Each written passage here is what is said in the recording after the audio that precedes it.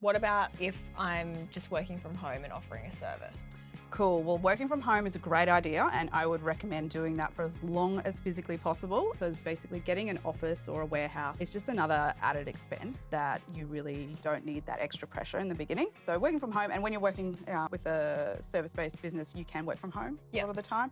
You can see clients at coffee shops or at their premises, or even co-working spaces are a really good idea. You don't really need an office. And I think after COVID, the working from home situation became less of a stigma and much more normalised. So Take advantage of that. definitely, you often really don't need a space. And when you're selling a service, you can get away with pretty minimal setup costs when you just need a laptop and an internet connection, and you're pretty much good to go, depending on what you sell. Basically selling your skills. So. Exactly. So it's a lot less cost than a product-based business. So Sure. What about if you're trying to start a store or a restaurant?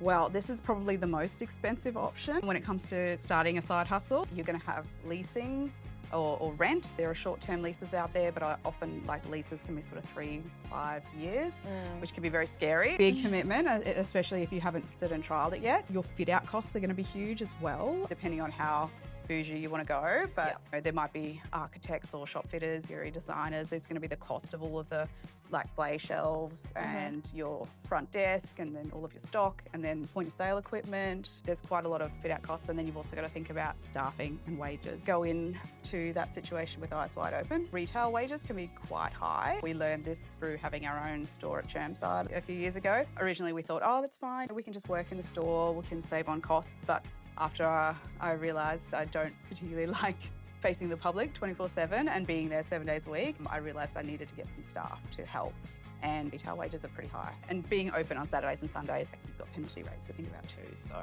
just have a think about whether you really want to be in a store all day long. It's very hard to get actual work done on a computer. Yeah, you think you're going to be like, oh, in between do things. I know, it's pretty hard. You're standing on your feet all the time Yeah. and people are popping in and out, and you're trying to look that you're still attentive and stuff. You just got to really think that one through. I found that I just couldn't get much work done there. Didn't really like being on my feet all day.